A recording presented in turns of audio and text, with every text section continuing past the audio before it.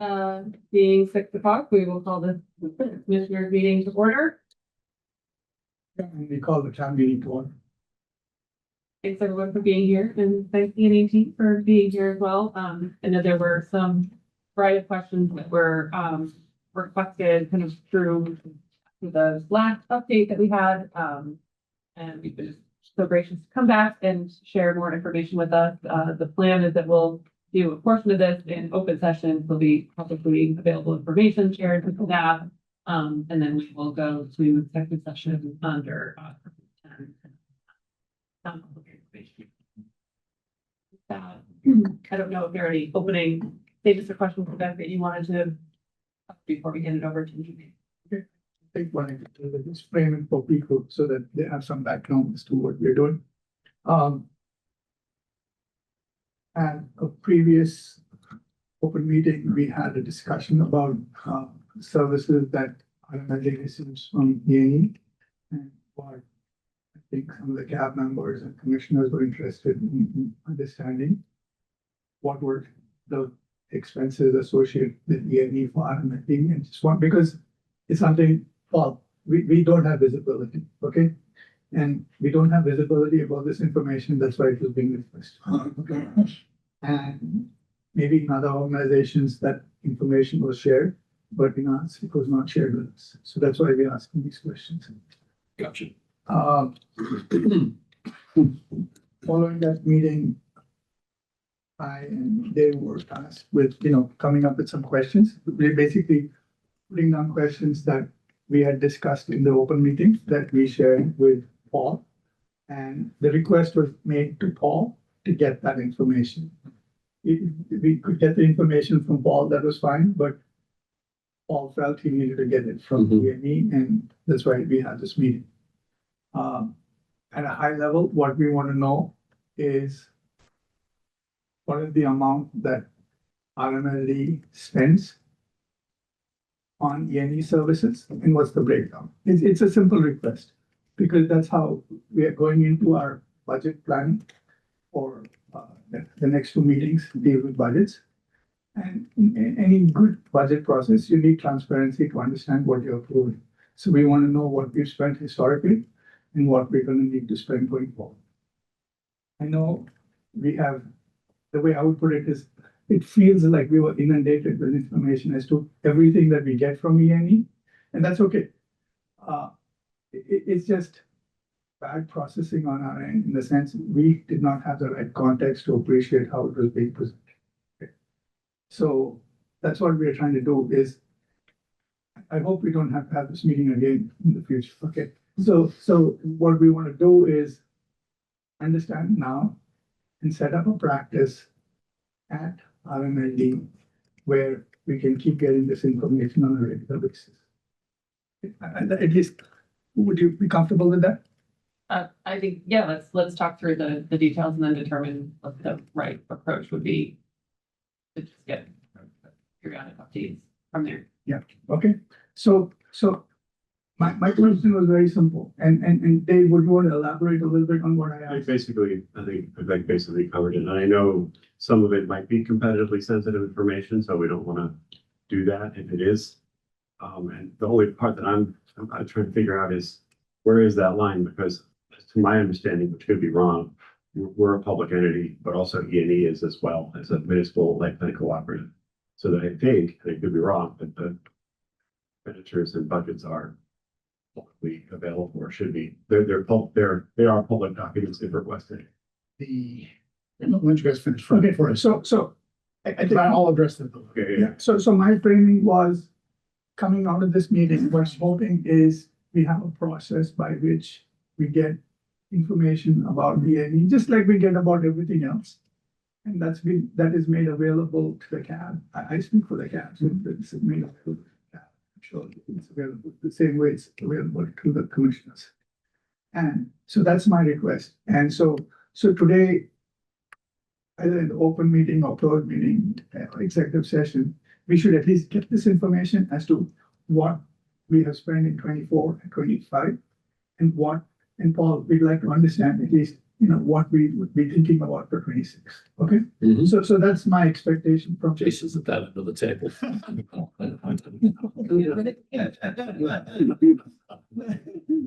So He's nice. Using it frequently. So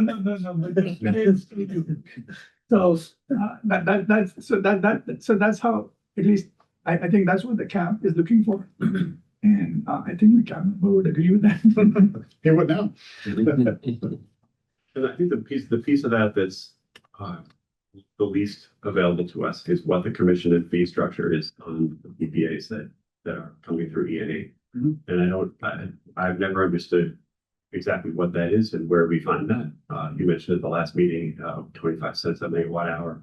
I don't know if that's uniform across all PPAs or it's different in some or others, or, I'm gonna address that too. okay. Because when I've seen contracts, I do see one lump sum of what the megawatt hour charge is, but no breakdown. As we might see in other things, like here's the energy, here's the commission, here's the fee, who's getting it. Not like a real estate closing, but something between that and just a lump sum. Yeah, and it is different. So I will address all those. So John, what would be helpful is, this is a request. So one thing we need to define is what is going to be open session. I hope there is some information for open session and there's some information for closed session. The letter you sent through Paul, those answers are gonna have to be an executive session under section 10.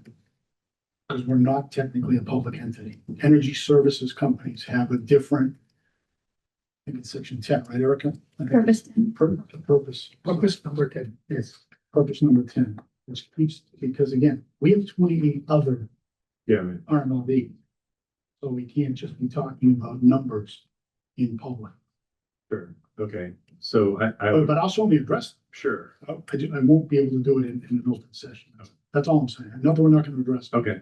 I understand that answer in terms of maybe internal things that we asked about your audited financials or salaries of executives. But when it's RMLD that is making an expenditure, that's an RMLD expense that goes to you. So that's RMLD. What did RMLD spend for the monthly commissions on PPAs, any hourly for the lobbying, any of that, those things? Those are RMLD expenditures that we had asked the Paul. I don't disagree. And that's what half of that is in work. Well, except all of it is on your invoice every month. You guys have all this information.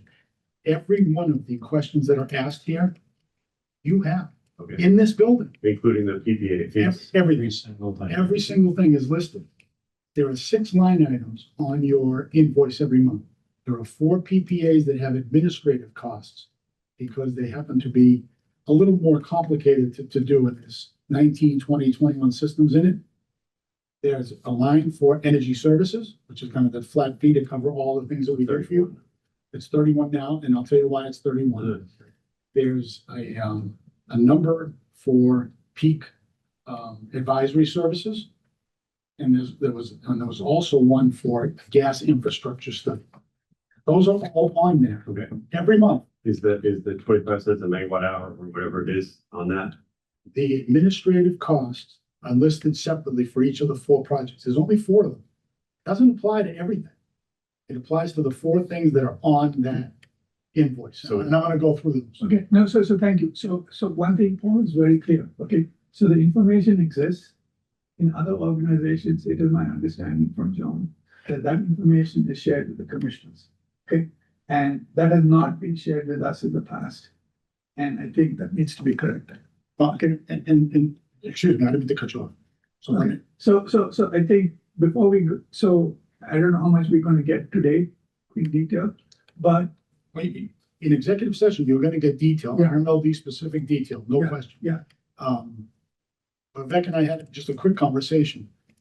The reason why I say it exists here is because you are one of 5 owners, and I'm gonna go through that. The other 5 boards, as far as I know, have never asked me any of these questions, never had any of these concerns, because after every quarterly meeting of E&E board directors, that information is usually passed on from that director, happened to be Paul after I left Hingham, to their boards. Our reports can be sent to the board members if they like or not. The financials can be sent to the board or not every quarter. So this information exists here. The problem is, and I know I'm gonna do this now in open session, probably not fair, but clearly the person you had here before who had that information did not share it with you guys. There is no way I get something that looks like this from people that had information. This really tells me you have no information from anybody. Fair enough. I'm just saying. It's very difficult for me to understand because the information is open. The audits, all three audits, which I gave to Paul, it's fine with me if you look at it. They exist here. Everybody you've appointed as a director has that information. It just doesn't sound like it's translated over where it should. So we'll answer it for now. No, and that's right, John, that's how I framed it initially. No, I agree, 100%. And so this is information that we should be getting and have not received.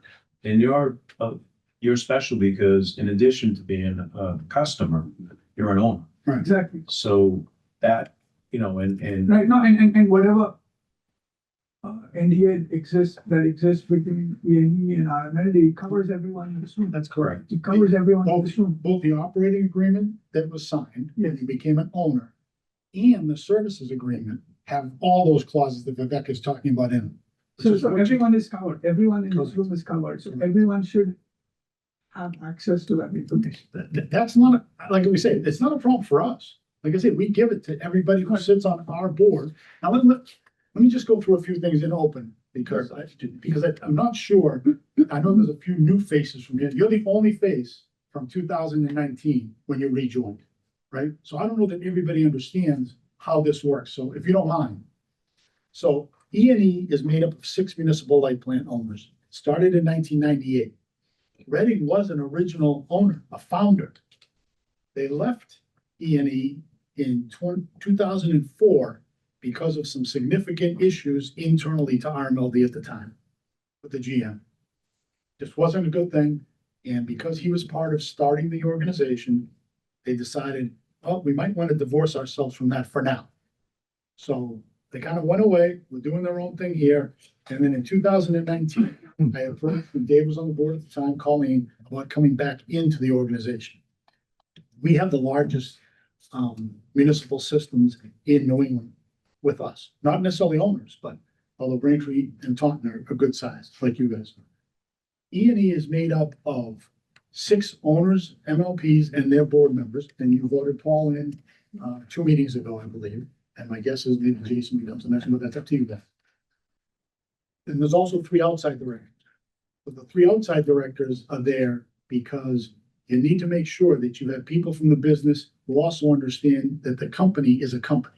It's very difficult to, and I was a board member before I became CEO. It's hard to take your hat off from the MLP and put your kind of E&E hat on. Those are 2 very different things that we ask at the board meetings. E&E Strategies that Vin runs is a subsidiary. So it's a separate LLC underneath E&E. So you guys have that. We purchased Utility Services in Vermont in 2020. That is a company that does NERC compliance reporting, which is a national thing. Compliance reporting, compliance reports every quarter, audits of your equipment and so on have to go to NERC, which is a kind of a federal type thing. We bought them because they have 120 customers in 47 states. They're out of Vermont. They have 18 people that do all this work for these 120 customers. It is an excellent organization for us to have. It also fits, since we do power supply and all that, that's the next piece of this compliance piece. So the gentleman that started it was looking to get out. We purchased it. So you own 8.33% of USB, which I also think you guys don't know or didn't know. Again, I hate to say this, but it just strikes me that some of this stuff is not known and should have been. You're going to get a presentation. Is it next week, Erica? When's Dave coming? The 19th. 19, 2 weeks. In 2022, we started E&E transmission.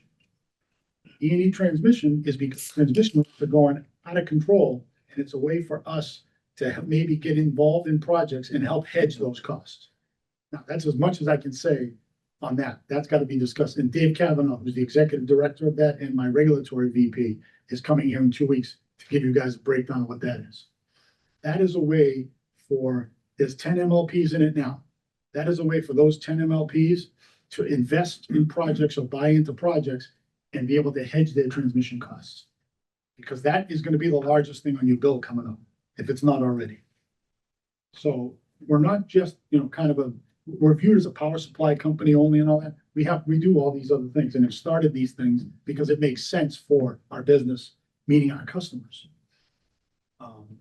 We were founded under section 47C of Mass General Law. That allows co-ops of 2 or more light plants to come together. It is not under the same rules technically as MLPs. It's under that co-op statute, which is why that section 10 was put in to protect energy services companies and, the dollars that they have or the type of work that they do. Anything proprietary, confidential, or tied to that is under that section 10. We're the largest municipal co-op in the Northeast by far, by far. We have customers in all 6 New England states. We have 1,400 megawatts that we control. 600 megawatts of generation on top of that, and about 5.7 million megawatt hours of energy, if you add up all our customers. Represents almost 300,000 municipal customers. We just added 3 new customers in the last 3 months, Holden, Mass, Littleton, New Hampshire, and a company it's if you're familiar with Fort Devens, what they turned Devens into here in Massachusetts. MRRA is the version of that in Brunswick, Maine. We just picked them up as a customer. So they're trying to do up there what Devens has done, kind of build out and all that. And they need some energy supply expertise. So we just started with them on November 1st. We had to get in it by November 1st. We have 28 wholesale customers, meaning the power supply service type. We have 22 that we do the conservation work for, which could be home energy audits, rebates, solar rebates, EVs, EV rebates, EV events. And Vin has 31, I think, strategies customers, right? Including 9 from our competitor. So 9 people think enough of Vin that they signed up with him to do lobbying and all that. Let's see. The other thing is that I know came up the last time that I want to address in open session. The Palmer Renewable Project is dead, has been dead since April 1st of 23. As far as we're concerned, meaning us and the 8 people that were in the project when it first started in 2017-18, because at that time, it was an allowable type of energy source by the administration. It is clearly no longer that. So we terminated back on April 1st of 23. A lower court has kind of reinvigorated it a little bit because they said the state couldn't invalidate a permit. No one's going to buy it. The other thing is, I already testified on 2 bills that Vin can give you the 2 numbers on removing biomass from the state's non-emitting sources, including our own. When we got our section 9 of our MLP bill that says what we can do and what we can't do from non-emitting sources, that's coming out. I just want to make that clear because I know that We covered that last time. I know, but it just seemed to come back again. And then the newspaper, not with you guys, and then the newspaper picked it up, the shoestring or whatever the heck it's Because of called. the court. Because of the court, and mentioned in there that we had looked at it, but we did terminate, because I talked to the reporter. I just want to make sure that was very clear, because it was a little contentious here. You guys wanted out of it and whatever at that time, which is fine, that's not an issue, but it is dead, it's not coming back. So we don't have to worry about that. Just to keep it Yep. to the narrow of the cut. Yep. There is the thing we get every month, we get the AP warrant, and yeah, there's a number there for E&E. Would it be helpful to put one of those up and just walk us through what the breakdown is? And that would be what is on our public AP warrant that we've signed. That it's broken down into 4. That might be a useful way to look, and that's already out there because it's our expenditures. And would it be okay to do that? I'd prefer that we don't put it up, Okay. All right. I mean, it is something that any No, Tom, Dick, or Harry could go to town. but hall. that's what they should do. I can't be doing it, is what I'm saying. But it's our expenditure. Correct, It's our expenditure. correct. Okay. It is, no, it's your expenditures. I don't want to talk about the numbers on it, because again, we have other clients that we do this for. I know it sounds trivial, Dan. I understand, but I really don't. I hear you. I hear you. So that's all I really had for kind of the open thing, unless you want any other questions, and then we'll get right into this. Okay. Before we go, I'm gonna shut down here. Okay, well, should we just? We have to, then we go into it, I guess. Yeah, please. Move that the RMLD Citizens Advisory Board go into executive session pursuant to Massachusetts General Law, Chapter 164, Section 47D, exemption from public records and open meeting requires in certain instances under purpose number 10 to discuss trade secrets, confidential proprietary information regarding activities and information provided by Energy New England as energy supplier, municipal aggregator, or energy cooperative, and return to open session for the sole purpose of adjournment. An open session will adversely affect conducting business relative to other entities, meetings, selling, and moving. Second. All in favor? Okay, so yeah. The RMLD Board of Commissioners go into executive session pursuant to Mass General Laws 164, Section 47D. Exemption from public records and open meeting requirements in certain instances pursuant to purpose number 10. To discuss trade secrets, confidential or proprietary information regarding the activities of information provided by Energy New England as an energy supplier, municipal energy, municipal aggregator of energy cooperative, and return to open session for the sole purpose of adjournment. Second. And finished it, a whole lot and a half to go. Ruining my monologue. An open session will adversely affect the conducting of business relative to other entities, making or selling or distributing energy. Favor. Thank you. All right. I hope so.